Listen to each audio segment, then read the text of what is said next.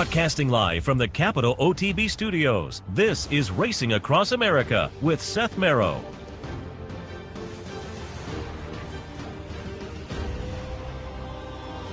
Yes, this is Racing Across America, and I am Seth Merrow. Thanks for joining us, as always, on a Saturday morning.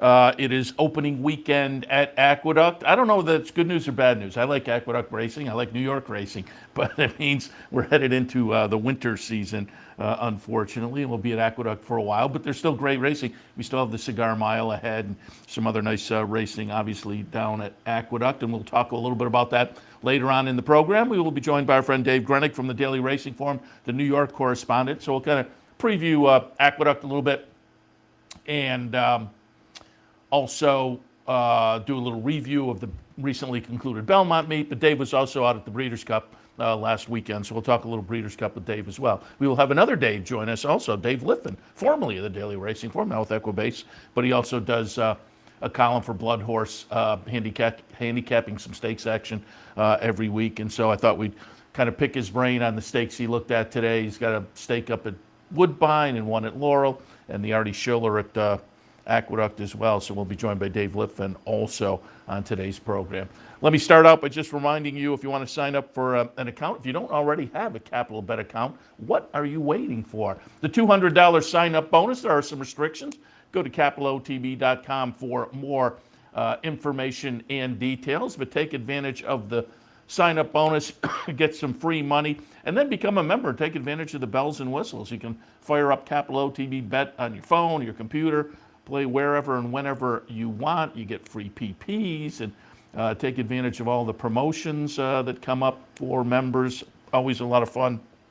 But more importantly, you're in the game. And as I say, you can play anytime, anywhere pretty much with your devices if you're a member. CapitalOTBBet.com. Sign up today. Also, if you're a member and you're playing with Capital OTB Bet during the month of November, 3% Churchill Downs bonus on any Churchill racing day, obviously. So take advantage of that as well. Again, there are some restrictions. Check out the website for more info on the bonus. Today, Fan Appreciation Day at the Rivers Casino branch. So swing on down to Rivers between 1 and 5 today. Take advantage of our fan appreciation down in the Schenectady area. First 50 patrons will get a $2 bet voucher and a racing program. There's also a contest. Should be a lot of fun. Fan Appreciation Day at the Rivers Casino OTB branch down in Schenectady between 1 and 5 this afternoon. Tomorrow, stop on by the Racebook and enjoy all the football and all the racing action. Every Sunday throughout the NFL season, NFL Sundays, again, football action, racing action. If you've never been in here, there are TVs all around the facility, but one end on Sundays focuses on the NFL package, and you can watch all the games and, as I say, enjoy the racing action as well. Every Sunday throughout the NFL season, 711 Central Avenue in Albany. All right, as I say, we have Dave Litfin coming up in a few minutes. But before that, I thought we would hit on some news. And as I say, Belmont wrapped up last weekend. And it's always fun, the human stories and how they play out. The human stories being jockey and trainer titles and whatnot. And the jockey title really came down to the last day, but the Belmont Fall Meet, which had that extra week tacked on, it wound up to be Chad Brown, Irod Ortiz, and Klarovich as the winners. Chad Brown won 29 races from 111 starters. He won 13 stakes races, so he had 29. Todd Pletcher had 20, Linda Rice 16, then Christophe Clement and Rudy Rodriguez. They rounded out the top 5, but it was a fairly easy win, 29-20 for Chad Brown. But on the jockey side of things, literally came down to the last race with the Ortiz brothers duking it out. But Irod Ortiz won 3 races on Sunday's card to take the title with 33 wins. That was 1 more than his brother Jose Ortiz and 2 more than Luis Saez, but they all came into the final card sitting with 30 wins. So it was really right down to that last card, but then it came down to the last race. Irod was 1 ahead, but both he and Jose had runners in that final race last Sunday. and neither of them made a dent there, though. So it was Irad Ortiz walking away with the title. And again, Seth Klarman's Klarovich Stables, leading owner with 8 wins. Flying P, a nice performance. And Michael Dubb tied for second with 7 wins. So the owner's battle was intriguing as well. But it is Klarovich again getting that. So again, there was an extra week tacked on to the Belmont meet. So everybody had a little extra time to put some check marks in the winners column. But it was fun that it came down to that last, as I say, not just last day, last race for the jockey title. Also, congratulations to Gary Siaka. He's the regular trainer for our friend Steve Bick and his DT horses.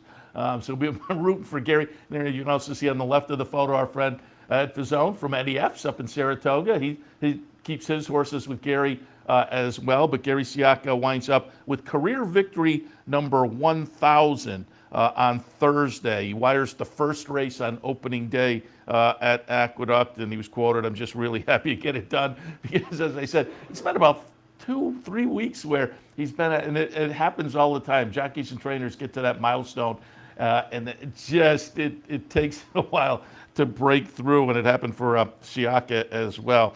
But certainly, we've had Gary on with us up in Saratoga. As I say, he trains regularly for Steve Bick.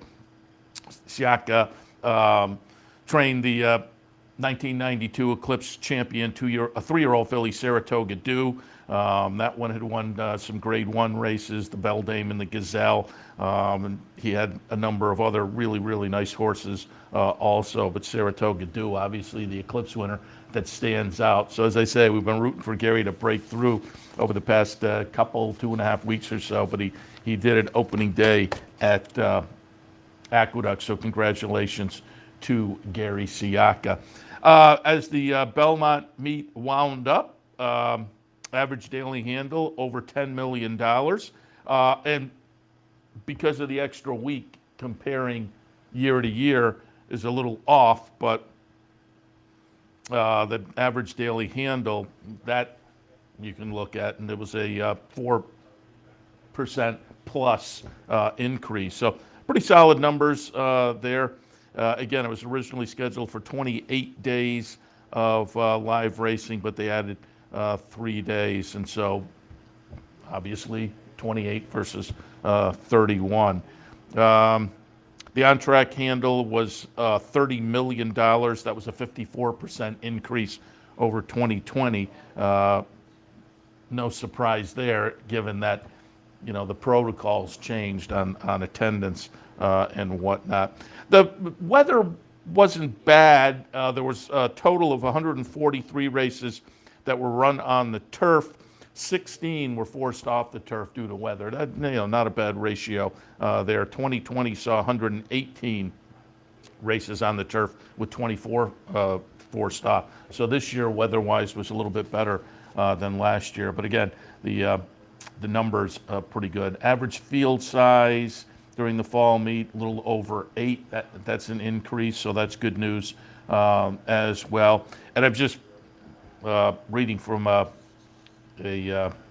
NYRA press release, and so it also goes into the opening of Aqueduct, and they do note that admission fans will be allowed at Aqueduct, and I believe, you do have to have proof of vaccination, though, if you're going down to Aqueduct. But that's a change. Aqueduct now open. Aqueduct has been a vaccination site. I believe is still a vaccination site, but they've kind of parsed that area away so that they can allow fans down there. So, if you make the occasional trip down to New York to enjoy racing, you can do it at Aqueduct for this fall meet. But again, you do have to have proof of vaccination. The highlight of the meet, obviously, the Grade 1 $750,000 Cigar Mile. That'll be on December 4th. Turf racing until the weather says no. And I will say, they opened up on Thursday. The turf courses look great and were great on Thursday, but rain postponed the turf racing yesterday, or moved everything over to the main track. The feature today is scheduled for the turf. We'll get a little update on that if we can as we move along. Indiana Grand wound up their meet on Thursday. and they had a nice little promotion where they seeded the pick 5 on closing day. Obviously, closing day it's a mandatory, but they added, excuse me, $50,000 to the pool. And I took a little pop at it, put my picks up on Twitter, and I was 4 for 5. And the horse that beat me was havable. It wasn't a crazy horse. It just didn't get in my mix. That one would have been a little stretch for me to put in, but it wasn't, like I say, I could see people, and given ticket construction, if you could have gone a little deeper in that race. But as I say, I went 4 for 5 with that, the horse that I missed being playable. I think $9.50, I want to say, for 50 cents. It was a nice little payout for people who are maybe jumping in to that. And I pulled up the stats here. If you watch racing in the mid-country region, leading jockeys out at Indiana Grand, Marcelina Pedrosa was the leader by a pretty good margin, 105 versus 84 for Deshaun Parker. Both of those familiar names. I mean, those are guys that kind of move around a little bit too. Samuel Bermudez, third, Joseph Ramos, fourth, and Fernando de la Cruz, fifth in the jockey standings. Tommy Pompel, that's a familiar name too. He wound up seventh in the standings. Over on the trainer side at Indiana Grand, Randy Klopp, Gennaro Garcia, Michael Lauer, Kim Hammond. She's out there in that Indiana area. She's always notable and up in the top numbers. Marvin Johnson, fifth. Brad Cox winds up sixth with limited start. Randy Klopp, the leading trainer, had 273 starters. Brad Cox had 114, so a little bit lesser on that. And I think Asmussen was, but he had far more limited starters. He winds up a little bit down the list, but he only had 71 starters there. Tommy Amos also on the list with a fairly limited number of starters. But again, Indian Grand, it was just reading the quotes and whatnot, they were pretty happy with the meet, Indiana Grand. Nice racing there, and they have some nice midweek stakes races that are kind of fun to pay attention to. So, if you're not watching Indiana Grand, when they fire up next year, take a look at them. Certainly, our friend Nancy Holthus from Oaklawn is part of their team out there too. All right, we'll take a break. When we come back, we will be joined by Dave Litfin. As I said, he's going to take a look at some of the stakes action for today and more coming up on Racing Across America on this Saturday morning. Stay tuned. Where's the best place to find your favorite teams, your favorite food, daily drink specials, and wagering on live horse racing? Legends Field Sports Bar, 711 Central Avenue, Albany. Get your game on day or night with 75 flat-screen TVs, tournament-style pool tables, a private banquet room, and live horse racing. So if someone asks you, where's the best sports bar in the capital region? Tell them Legends Field Sports Bar, inside the Clubhouse Racebook, 711 Central Avenue, Albany. We had started it 2 years ago, and to me it's a privilege to be able to do this, and I mean that sincerely. And we see the need for it more and more, and when you do see the people that are in line for the turkeys, it makes it all well worth it.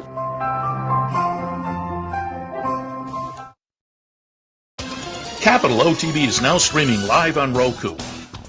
The RTN Racing channel on Roku lets you watch OTB TV live through your Roku device or your Amazon Fire Stick, rather than being limited to computers and mobile devices, which means you can now watch OTB live wherever you are. Simply open Roku, scroll to find the RTN channel, then click on OTB TV. OTB TV on Roku. Try it now.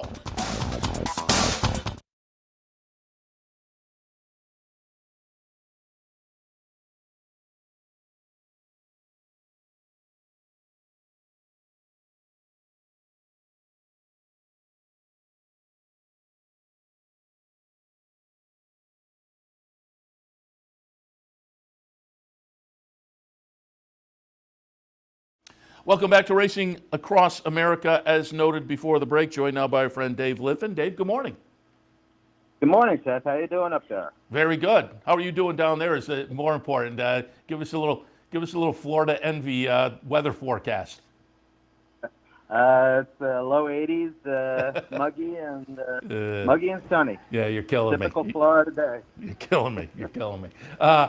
Before we get into, and again, I said at the top of the show, you have the column, Litfin at Large in the Bloodhorse, and you're taking a look at some stakes races from around the country and north of the border as well on various weeks. And so I tell people to go over to that for more information and on other weeks as well. And we'll hit on those stakes in just a moment. But over the next few days, I want to continue to kind of go back and get maybe some opinions on what happened last week. What was your takeaway from the Breeders' Cup? A little bit of everything in last week's Breeders' Cup. Controversy. Christophe Clement winds up with his first win. Nick's go was phenomenal on the front end. What was your takeaway from last weekend?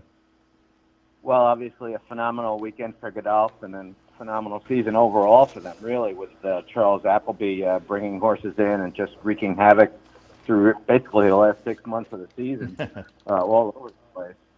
I thought a lot of divisions were, cleared up pretty decisively, like Echo Zulu and Nick's Go, obviously, but a couple divisions like the sprinters and even the turf division, there's a lot of different ways you could go when it comes to time for voting Eclipse Awards now. Let me ask you, because I said it last week, and I wish she had gone out and put an exclamation point on the season, but I kind of felt like Latruska had already done enough. I think so, too. Yeah. Especially the way that race unfolded, it just burned up everybody on the front end. I mean, she danced every dance. She went all over the country. She never ducked anybody, and I agree with you. I think she had wrapped it up no matter the outcome there. And, the Pizza Bianca and the story with Christophe Clement, that was kind of fun. And I will also tip my cap to Jose Ortiz. A phenomenal ride. And I was either watching the simulcast or the NBC. I think I was watching NBC, and I think it was Jerry Bailey who said, when you're behind horses like that, you kind of have to anticipate. And he did it like 5 times and made the right decision every time. It was just a really great ride to get the win on Pizza Bianca. Yeah, and I was happy for Christophe. It doesn't have to hear about the 0 for 40 anymore. And, it's just one of those things, it's just one of those statistical anomalies. But he's got that out of the way, and I'm sure he'll have many more. Yeah, the guy like that, it was just a matter of time, and it was nice to see him get it last week. All right, let's take a look. We've got a stake at Aqueduct, got a stake at Woodbine, got a stake at Laurel, and let's kick things off by taking a look at this afternoon's Artie Schiller at Aqueduct. And just before we went on the air, we checked, and at this point, it looks like they're still on the turf down there, so that is good news. The Artie Schiller, 3-year-olds and up, a mile on the grass, $150,000 up for grabs. Tell Your Daddy, they wanted to get into the Breeders' Cup with this one, Tom Morley. They didn't have that opportunity. He was on the outside looking in, so they come back to New York and try this. But I pulled up a replay going back to the start of the Saratoga meet. We're going to watch the stretch run to the Forbidden Apple on July 16th. Rinaldi goes out for Jim Bond and took it on the front end. The follow-up in the West Point, that pace was a little bit snappy in the winner's circle afterwards after unsaddling. I don't think Jim Bond was happy with the way things had played out in the West Point because that horse faded there. But I'm looking more at this afternoon for this kind of a run, what we saw in the Forbidden Apple up at Saratoga for Rinaldi on the front end. But as I say, Tell Your Daddy, very dangerous. Flavius, March to the Arch. This is a fun little race. Your thoughts in the Artie Schiller? Well, you just named 3 of my top 4 contenders right there already. Yeah. I agree with you about Rinaldi. And the West Point, the horse dueled with wound up being Ease. And the horse that was laying third wound up 6th. So anybody close to the pace just kind of got incinerated there. And he was coming back, he's coming off a big effort in the Forbidden Apple. I think that was a career best, for a 5-year-old gelding, so he regressed a little bit. And now he's been freshened. But if you look, he has a history of running well when he's fresh, and he's also run well on this course when it's labeled good, especially last year when he led in this race the deep stretch. They got a lot of rain yesterday. I'm not sure what the weather is up there today. Hopefully it'll dry out a little bit, but I would expect they're going to be somewhere between good and yielding. And really, this race ought to have a grade 3 next to it for as tough as it came up. Flavius, to me, I think is another that can also benefit from the course conditions. He was a maiden winner on soft turf, first time out in 2017. And then the following year, he won on yielding turf in Leopardstown before he came to the U.S. He hasn't been out since the Windstar Mint Million on September 6th, but both of his U.S. wins have been off layoffs, 90 days and 77 days. So he's going to have a nice, cozy inside trip. I think he's very dangerous as well. So Flavius and Riley are my top two. And then for a long shot, I was looking at Olympic Runner. Kind of blocked through upper stretch and then the Arctic last time when they're shortened about 6 furlongs. Both wins this year were stretching out to a mile, which he's doing here today. Maybe you get a bit of a price, 12-1 on the morning line. Yeah, if you're looking at 12-1 on the morning line, Mark Cassidy bringing that one down from Woodbine. I like it. All right, speaking of coming down from Woodbine, let's head up to Woodbine. This afternoon they have a couple of stakes, including the Maple Leaf Grade 3 event, $150,000 up for grabs for the Fillies and Mayors, going 1.25 miles. And I pulled up a replay going back to last year for Mervalo. Mervalo, as a 4-year-old, kind of been disappointing, but off the really good 3-year-old season, I think they just got really ambitious with this horse this season. But I went back and looked at the season finale last year. We're going to watch the stretch run to the Ontario Damsel. Mervalo is going to win that to complete what, again, was a pretty promising 3-year-old filly season. Not as promising this year, but as I say, I think tougher competition than she will face this afternoon. So Mervalo, intriguing to me. Your thoughts in the Maple Leaf? Yeah, I thought she was the class play in here. I mean, this is probably the season ender for her. She spent from July through October in Grade 1 or Grade 2 turf races. And I think her form's a little bit dirtied up from the last race, which was run over an absolute bog in the E.P. Taylor. And I think you just draw a line through that one. She's finally back running, in a field that she can handle, I think. Yeah, I agree. I think, it's a Grade 3 event as compared to the E.P. Taylor to Grade 1, just kind of overmatched in there. Before that, kind of competitive, but again, they were better races and better fields. So I agree. I think this afternoon in the Grade 3, she's in a good position to maybe rebound to the promise she showed last year. Let's go on to Laurel. They have some stakes action as well. We'll take a look at the 38 Go-Go for Fillies and Mayors, going 1 mile and a 16th. Pulled up a replay going back to Monmouth on June 19th, Sosua. At this point, she was maybe similar to Mervalo in that at one point she was showing a lot of promise and then kind of went in the wrong direction. But at this point, we'll watch the stretch run. Sosua is going to be the number 2 horse. This was the 3rd win in 3 career starts. Subsequently has had 2 runs that were disappointing as compared to the promise earlier in the career. But at 6-1 on the morning line, I kind of find her interesting. The favorite on the morning line is Josie from Steve Asmussen. No surprise there that Asmussen brings in a horse and attracts some attention. I won't disagree. That is an interesting runner. But your thoughts in the 38 Go-Go? I like Sosua too. At first glance, you think, well, maybe she's going to get into a pace duel with Artful Splatter or Skate, Rattle, and Roll. But she's got inside position on them, and her form is really dirtied up.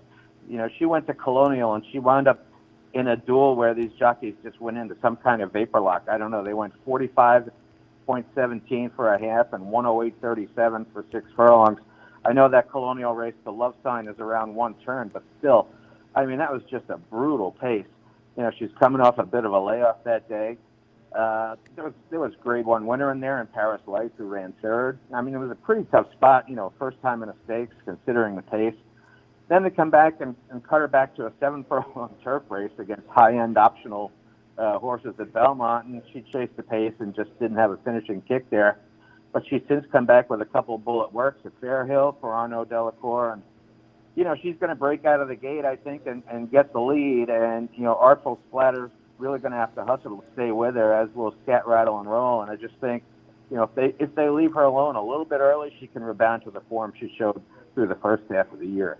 Yeah, like you, I think you can make excuses. I don't know if that's the right word or not, but for the last 2, I think they had stories behind them that you can make the case for the rebound. And if that 6-1 holds up, I think she becomes very, very interesting in the 38 Go-Go. Dave, before we let you go, mentioned being down there in Florida. I would like to get your opinions, because I'm in here every afternoon doing the handicapping show. We've been looking at a lot of Gulfstream over the past few weeks. And just what's the feeling down there? Seems like, from my perspective as a fan and a viewer and a handicapper here, the synthetic surface down at Gulfstream is working out well.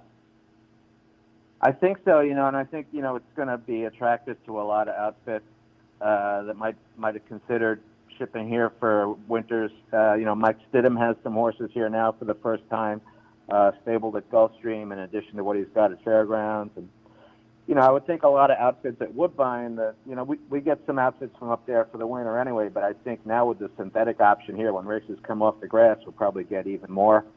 It's nice to have 3 options when they're all up and running.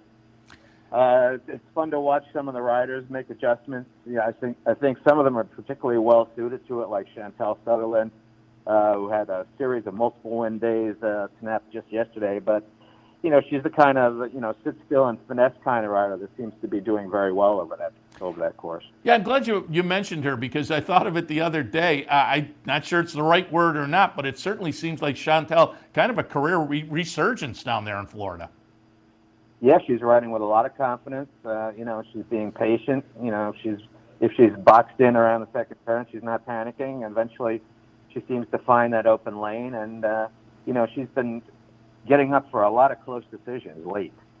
Yeah, it's fun to see because obviously she was very talented up in Canada and then went out and had the career in Southern California and showed up in Florida last year. And as I say, it just seems like over the past month or so, really been making a little bit of a dent as well. Nice to see. Dave, as always, appreciate the visit, appreciate the conversation. We'll talk again.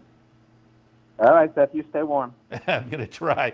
Thanks a lot. Dave Litfin, again, you can check out, go to Bloodhorse and check out the Litfin at Large column. He's looking at stakes races from around the country and beyond and giving you some good ideas as well. All right, we'll take a break. When we come back, some more news and notes. A little bit later on, our friend Dave Grening will talk some New York racing as well. Stay tuned.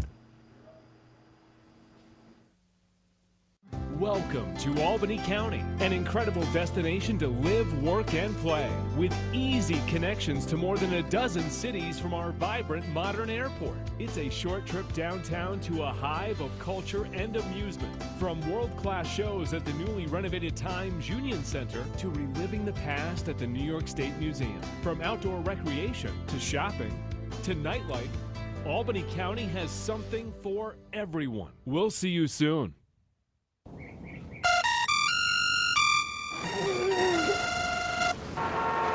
Come on! I want sales reports on my desk by Monday. Whoops. My bad. Love racing? RTN brings you every live simulcast on your home television, plus live video streaming and race replays on your PC and mobile devices. To order, visit rtn.tv. RTN, a breed apart. Birdstone is an outside front. They're coming down to the finish. Can Smarty Jones hold on? Here comes Birdstone. Birdstone surges past. Birdstone wins the Belmont Stakes. In front, but here comes High Chaparral. High Chaparral, the defending champ, to take it to Bob. These two arch rivals head to head with Joe Hart bearing down on them. It's going to be a 3-horse photo finish of the turn. Here's the wire. Photo finish. Welcome back to Racing Across America. We'll hit you with just a little more of the news and notes of recent days before we get to Dave Grening at our next break. But this coming out of Churchill yesterday. I mean, this guy's just nuts. Tyler Gaffleone down in Kentucky. He obviously started the career down in Florida, and you knew the kid had talent. I say kid, at that point he was a kid. But subsequently has come up to Kentucky and has just been phenomenal. And then at Saratoga this year, in the summertime, if you're Kentucky-based, you can go over to Ellis. But if you can ride it, if you can make it work at Saratoga, that's the option that you would prefer, I would think. And Tyler Gaffleone was in Saratoga. And I want to say he wound up 5th or 6th. I think he was 5th. But for a guy coming from out of town who doesn't have all the New York connections necessarily, that's a good spot. And so he had a good Saratoga. But he's, the last couple of seasons, he's been on top of the various Kentucky meets and just really phenomenal. Well, yesterday he went 6 for 6 down at Churchill. And according to the stats they tossed out, it was the 12th time a jockey had won 6 races on a single card. That's just that, you see a headline like this, and the day's going along, they're saying it. You really have to think about it. When it's 6 on a card for a jockey, pretty good. And then 6 for 6. Those were his only 6 mounts. So he wins 6 on a single card. First time since 2012 when Corey Lannery did it. But it was the first time since 1907. I'm surprised they have this stat. Racing doesn't quite seem to have the same kind of stat keeping that some other sports do. But it was the first time since 1907 that a rider had won with all 6 of his mounts, equaling Jimmy Lee. Who knew Jimmy Lee in 1907 was? And I'm guessing that Jimmy Lee probably did not have, because I think yesterday was 10 races maybe. I'm guessing Jimmy Lee might have gone 6 for 6 in 8 races, perhaps. But 6 for 6, though, it doesn't really matter how many races there were. You had 6 mounts and you won with all 6 of them. Really phenomenal. I'm just looking at the payoffs here. 880 was the top payoff, I believe. 1080, actually. So the betting public ignored him at their peril a little bit with a $10 double-digit horse.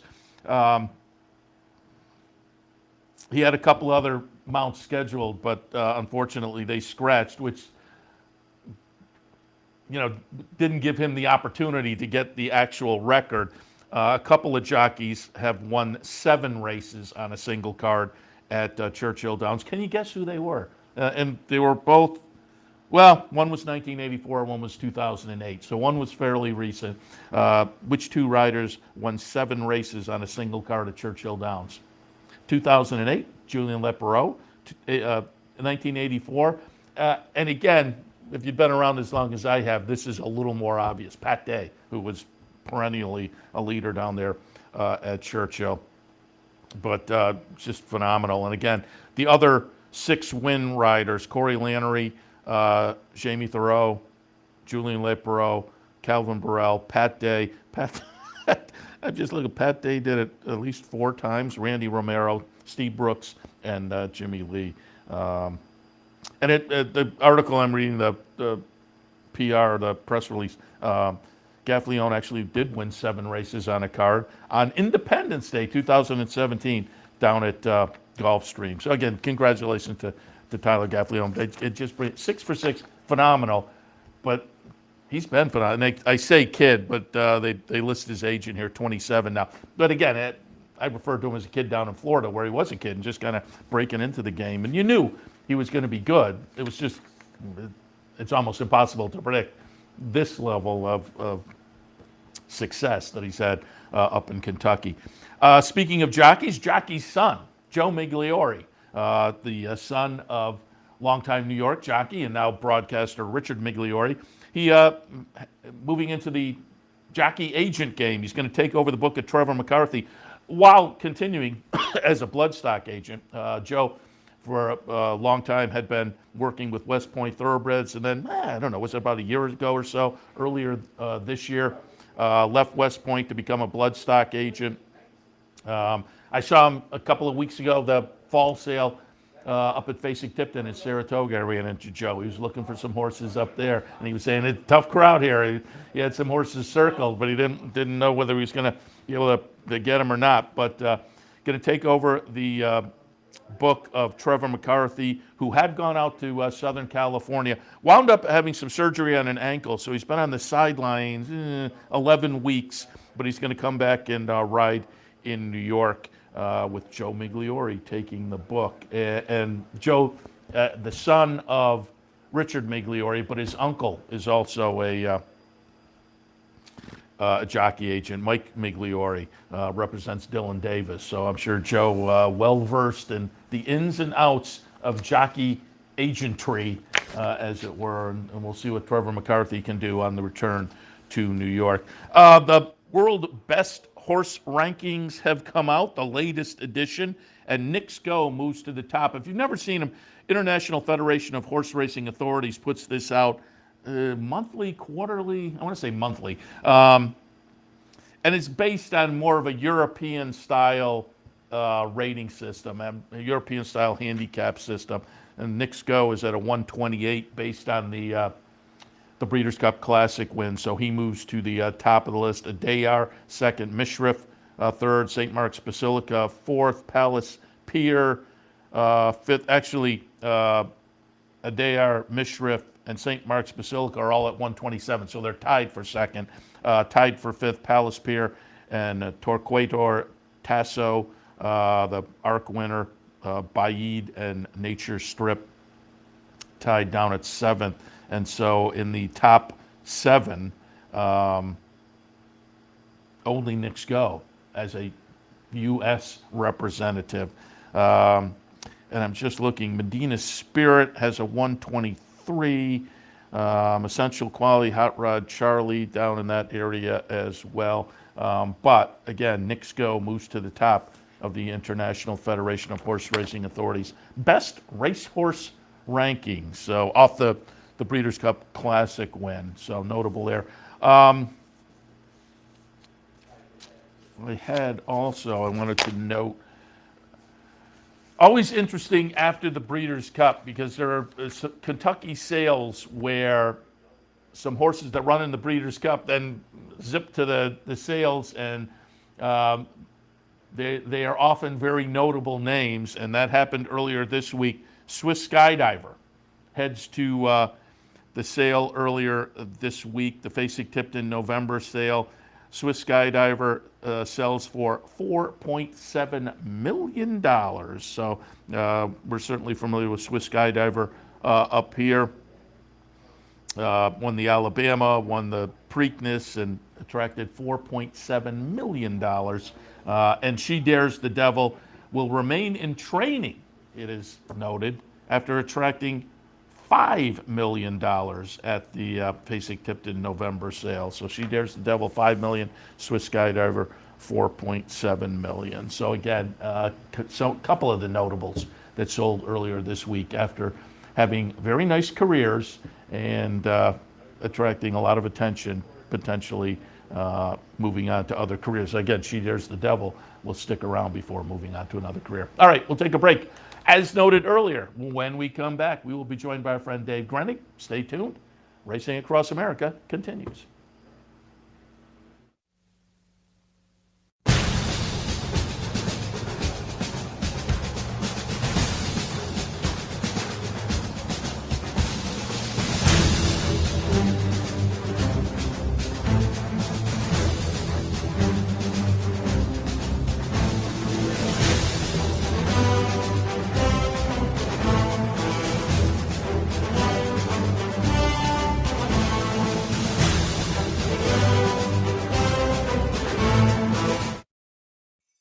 We had started it years ago, and to me it's a privilege to be able to do this, and I mean that sincerely. And we see the need for it more and more. And when you do see the people that are in line for the turkeys, it makes it all well worth it.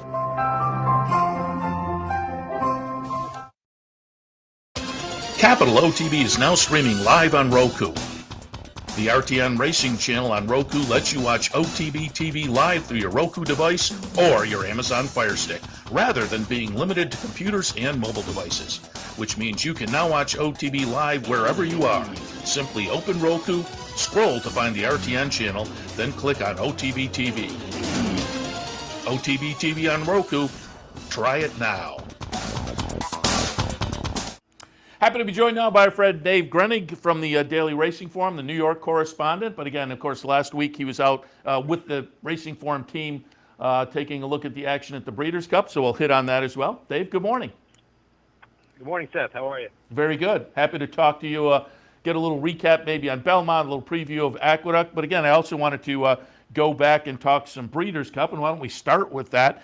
I pulled up some video yesterday of the situation with Modern Games at the gate, where the horse became the scratch, the unscratched, the purse money only situation. And I've subsequently talked to a couple other people and reading tweets from you. I'd like to get your thoughts, because everybody said the booing from the crowd after that whole situation played out was something people had never heard at the racetrack before. Then they weren't at Belmont Park the day Empire Maker beat Sunnyside in the Belmont Stakes. There was a lot of booing going on there, too. Yeah, and I hope people understand they were not booing the winner. Right. They were booing the situation that a horse that people liked, because I think he was down to 7-2 before they were scratched, unscratched, and scratched again.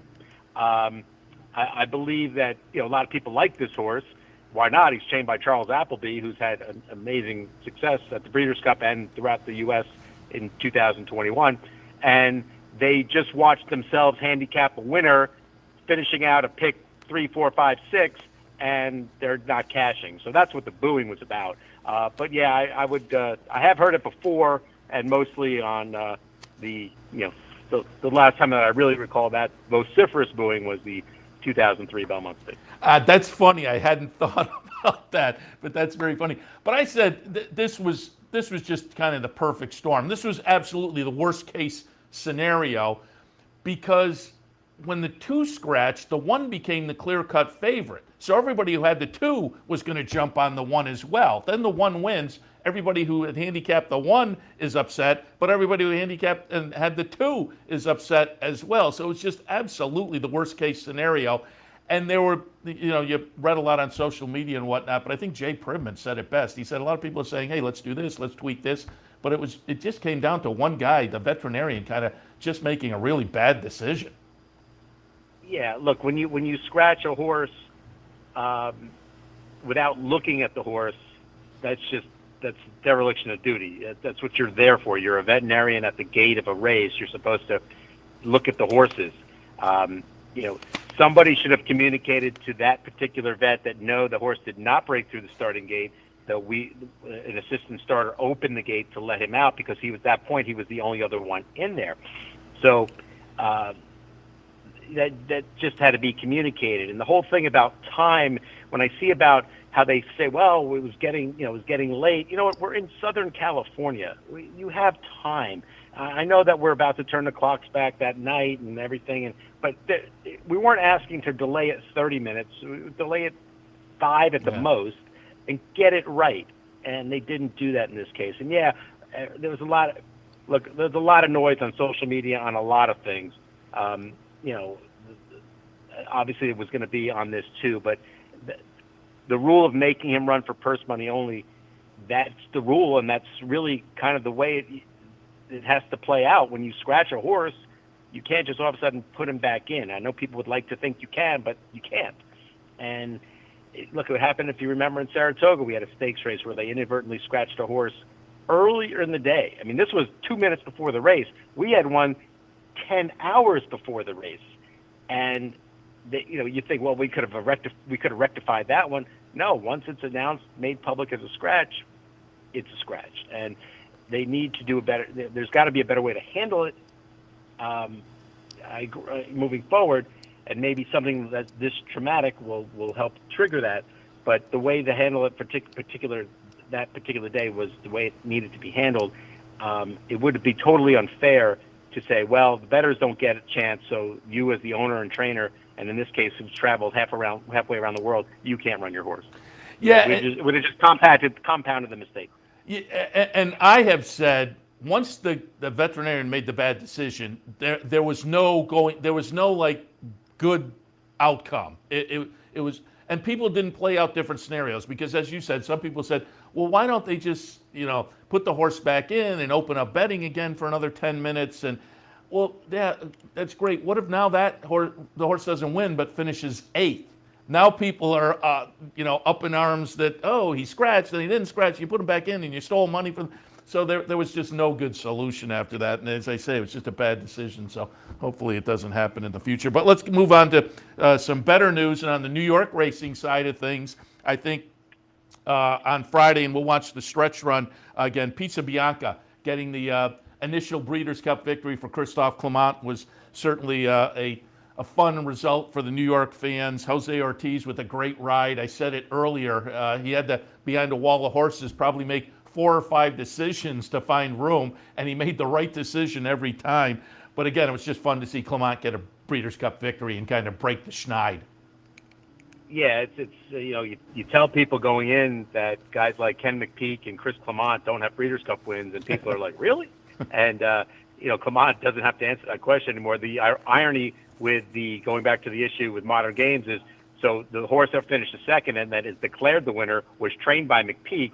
So if you are better of Ken McPeak's horses in the Breeders' Cup, you finally cashed. If you're actually Ken McPeak, you're still 0 for the Breeders' Cup. But it was a great ride by Jose Ortiz, and there was a great. I guess he had the helmet cam on his. He had the camera on his helmet, and I know I saw it through at the race's website showed his trip. And it's funny. There was an instance in the stretch where he's behind a horse that's trained by Chad Brown, who happened to be ridden by Flavian Prat. It was Consumer Spending. And if you see that video, Consumer Spending, Prat gets his horse off the rail and opens it up for Jose Ortiz. I thought initially, just, because it's Klarovich, it's Chad, I thought that horse was ridden by Irad, and I'm thinking, this place is going to go nuts. Irad just opened it up for his brother, but it wasn't. But imagine if you get a chance to look at that video, and I'm sure most people have seen it, that you just see an abrupt move by Flavian Prat to move Consumer Spending off the rail and make a nice opening for Jose Ortiz, and who had the horse to go through it and get up and get the win. I'll grab that and we'll show it on tomorrow's show. That's kind of interesting. A story that kind of is floating under the radar.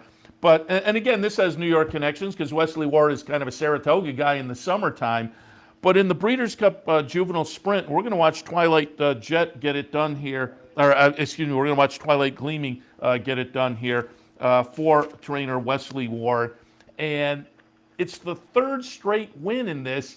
It's not quite Woody Stevens Belmont Stakes territory, but to win 3 straight Breeders' Cup races like this, as I say, I think the Wesley Ward story with this just has floated a little bit under the radar. You're right. It is an accomplishment for a trainer to win the same race 3 years in a row. It's a 2-year-old turf sprint, so that's what Wesley does. So this race was, you could probably call it the Breeders' Cup Juvenile Wesley Ward Turf Sprint, or he could be the sponsor.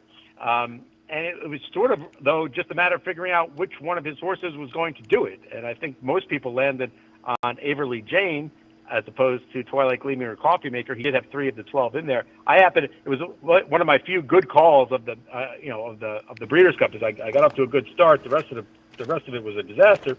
But I did have Twilight Gleaming, and I was like, I think we might be going a tick too fast. But with Wesley, when they're on the lead going like that, maybe you're never going too fast. And Irad, and the other thing, Irad was on all 3 winners too, by the way, for Wesley in this race. So I guess I just followed the money sort of thing. Irad and Wesley had the most success in this race, so I just went there. But I think you could have made a case for even the 24-1 shot. Coffee Maker was third. That horse had done little wrong. Yeah, and Twilight Gleaming coming in from a couple of tries over in Europe. And I had Averly Jane and Twilight Gleaming 1-2 with, as you say, Averly Jane on top, but I certainly thought Twilight Gleaming was live. But again, just 3 for 3 now. Wesley Ward, again, it's kind of a stranglehold on a Breeders' Cup race, notable. And finally, we're going to show the stretch run to the Classic. Just give me your thoughts here. My whole handicapping puzzle the whole week, I put Essential Quality over Knicks Go. I wondered if there'd be a little too much pace for Knicks Go, but I said every time I handicapped it, he might just run them off their feet. And then John Velasquez said Medina Spirit broke a little slow, but as I got closer to the race that afternoon, I started to wonder, mentally if that distaff is playing in the minds of some of the jockeys, and will Knicks Go just kind of float out there? I can't say he floated. Boy, they were perfectly legitimate fractions, but he was on the front end. He looked great. Your thoughts on the Classic? Yeah, look, Knicks Go is just the fastest horse around. It's one of those, I'm going to run my horse, you run against me. Whose horse is faster? Knicks Go is faster than every other horse in the country at almost any distance.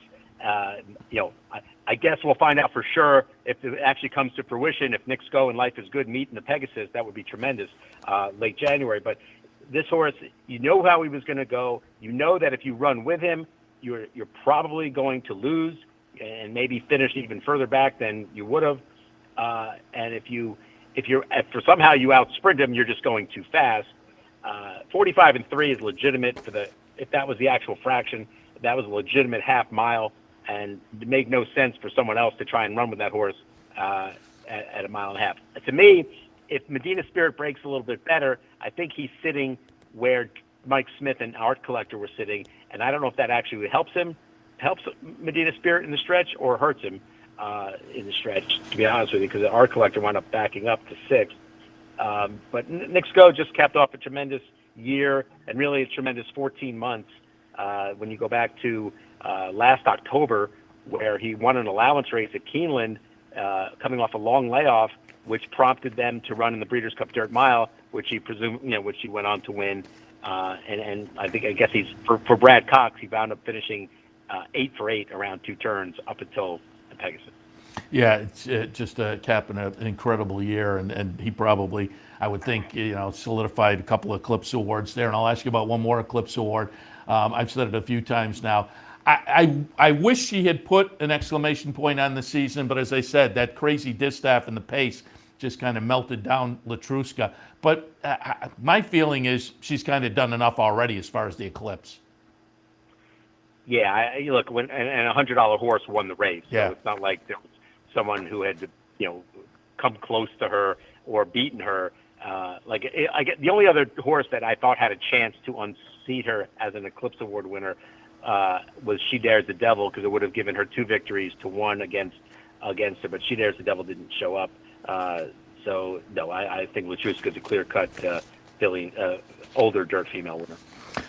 Let's move on to New York racing now. And before we get to Aqueduct and a little preview of what's coming up there over the next few months, let's go back to Belmont. And were you there closing day? Because I mentioned at the top of the show the titles, Chad Brown, Irod Ortiz, and Klarovich. And I asked about closing day because that jockey's battle was phenomenal. 3 of them come in tied. Irod gets it. Really, it came down to the last race between Irod and Jose Ortiz. So on the human side of things, it was a fun story for the wrap up of the Belmont meet.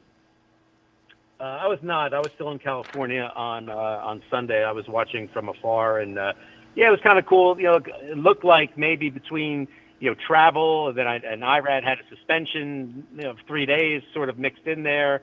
Short meet, the travel, the suspension. You didn't think that maybe he would have enough to, enough time, really, or opportunities to win the title. And the fact that he won 3 races on closing day, to win it was pretty cool. I know it would have got probably a lot more attention if it was in Saratoga, but it was kind of neat. And it was, the meets.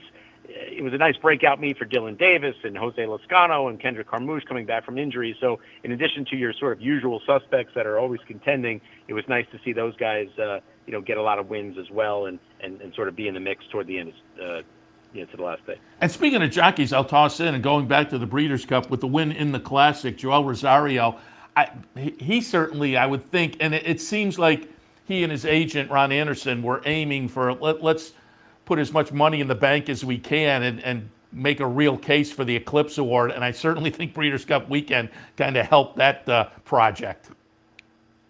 Yeah, winning the biggest race on the day. And he also won it was kind of weird. It's 4 years after he got the boot off of Forever Unbridled in the distaff at the draw. He winds up, the shoe was on the other foot in the juvenile fillies, where they booted Santana and put Rosario on, and he wins that one too. So it seems like, barring a poor 2 months by him and an amazing 2 months by somebody else, he's going to have the money title. He won't have the win title, but he'll have the money title. He's going to win more stakes than anybody. Could threaten the all-time record for stakes and graded stakes wins. I'm not sure he gets there. It seems like he was close, and then he went in a little bit of a cold spell right before the Breeders' Cup, and I'd be very surprised that if he doesn't walk away with his first Eclipse Award as leading jockey. Yeah, as they say, it looks like they were looking to put some money in the bank, and certainly did it last week.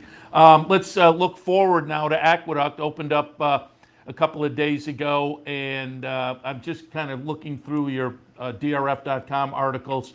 The highlight of the meet, the Cigar Mile, and you've got American Revolution likely to take a shot at the Cigar Mile. No surprise there, but that's the highlight of the meet, and we're looking at Aqueduct now. Give us some thoughts on the upcoming Aqueduct meet. Yeah, well, for the for the next 3 weeks, the fall meet, it's all going to be about the usage of the turf course because, they have the 2 grass courses now. They're going to try and use it as much as they can. They had to come off yesterday due to the rain. Right now, we're on for today. We have 4 scheduled. The early races would have no problem going. There's a slight chance of some showers coming in the mid-afternoon, but I still think they'll run the Stake, which is a pretty good race, the Artie Schiller. I guess next week we have the Red Smith, and then the week after that, the Long Island. The turf course winds down first or second week of December, depending on what Mother Nature gives us. And then we're going to try for 3 or 4 months, fill nothing but dirt races, which is always a challenge and becomes more challenging every year, just with people not coming to New York or, and less and less dirt horses. You talk about under the radar stories at the Breeders' Cup. Maybe I'm off by 1 or 2 here, but I think on Breeders' Cup Saturday, there were 5 dirt races, and I think we had 45 or 46 horses in those races. That's not good for the championship day of racing. So if you have few dirt horses for those races, what are you going to have for an 8-race, 9-race card in the Aqueduct in the wintertime? That would be my biggest concern moving forward in terms of being able to fill 4 days a week, 36 races. And am I correct? It was an extra week last week at Belmont to kind of include, the Breeders' Cup simulcast action, and I assumed that was done because there weren't any fans allowed at Aqueduct. So was the change-up that fans are now allowed, was that fairly recent? And am I right that the extension of Belmont was to allow fans because there were fans allowed at Belmont? And so was that Aqueduct decision fairly recent? The decision to allow fans at Aqueduct was made after NYRA had extended the meet at Belmont to allow the fans to come in. I believe that NYRA got some pressure from the state to open up Aqueduct for fans because there really is no reason not to. In fact, opening day, Thursday, I walked around the plant a little bit, and I walked on the first floor where part of it is sanctioned off for COVID vaccines, and they weren't even giving COVID vaccines that day. Maybe they did yesterday, and maybe they'll be doing it today, but they didn't. They had an area set up for it, but there were no people there to administer it, and there were no people there to get it. There's plenty of room here at Belmont, second floor, half of the first floor. They did shut off the third floor. There's enough room here to allow for fans, and I guess but at the time that they said they were going to open up Belmont, or extend Belmont, it was to allow people to come to the track to bet on and watch the Breeders' Cup, but the decision to allow fans had not yet been made. That's what I thought, so I just wanted to clarify that. And finally, you alluded to it earlier. Let's take a look at the Artie Schiller and get some of your thoughts there. You mentioned in your article, Tell Your Daddy, Tom Morley, wanted to get out to the Breeders' Cup, but they wound up kind of on the outside looking in. We took a look earlier this morning at a replay from the Forbidden Apple. Rinaldi take him all the way around up in Saratoga. I think he might be dangerous on the front end, but Flavius, March to the Arch, as you said earlier, this is a nice stake this afternoon at Aqueduct. What are your thoughts on the Artie Schiller?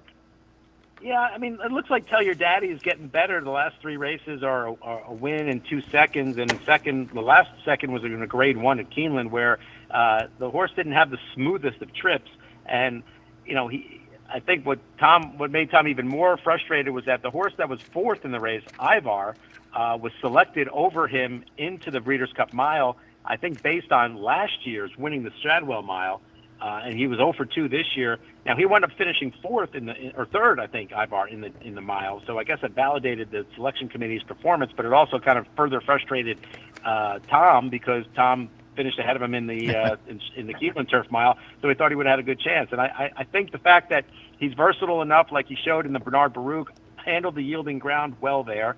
Keeneland, it was good, which means when always downgrade whatever Keeneland says. If it's firm, it's good. If it's good, it's yielding.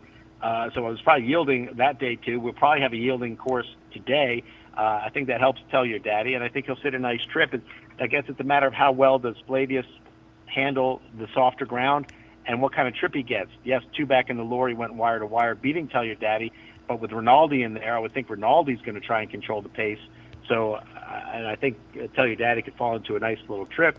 I think either one of the Mark Casse horses, both of whom could be a little value there, Olympic Runner and or March to the Arch. I believe one's listed at 12 to 1, one's listed at 8 to 1. I think either one would have a shot.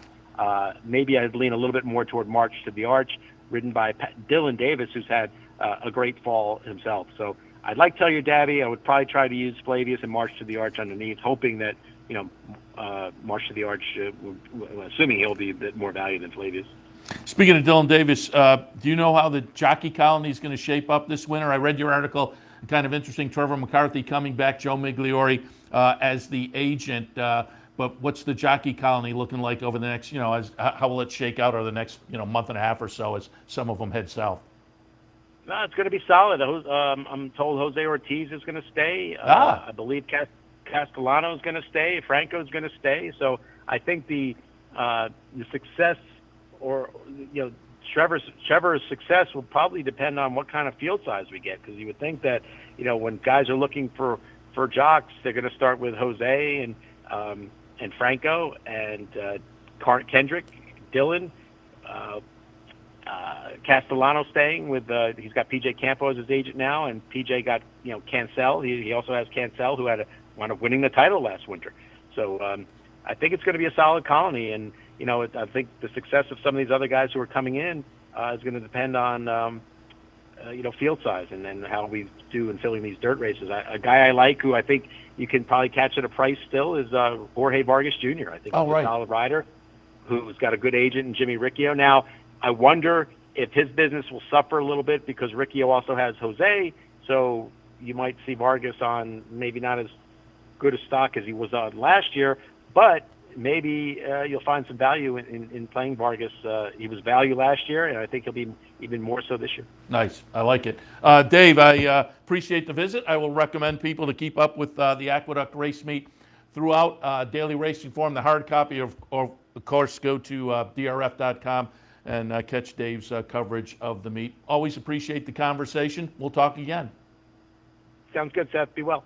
Very good. Dave Grening from the Daily Racing Forum. A little recap of Belmont, a little preview of Aqueduct, and some Breeders' Cup thoughts as well. Brings us to the end of this edition of Racing Across America. And in fact, I'm looking up with the early post time, 10 races today, 11:50 post time. So we're less than an hour away from Aqueduct kicking off. And I'm looking up at my other monitor here with the 4 screen. And in fact, the pregame show is well underway. So I'll wrap it up and you can get to some comments from Andy and Anthony on the last few races at Aqueduct. I will be in an hour or so kicking off OTB Live for a Saturday afternoon. I'll take you through some of the action as well. So appreciate your tuning in this morning. Hopefully we gave you some good info, and we will be back, as I say, about an hour or so with OTB Live for a Saturday afternoon. We'll see you then. You're watching OTB TV, a service of Capital Off Track Betting.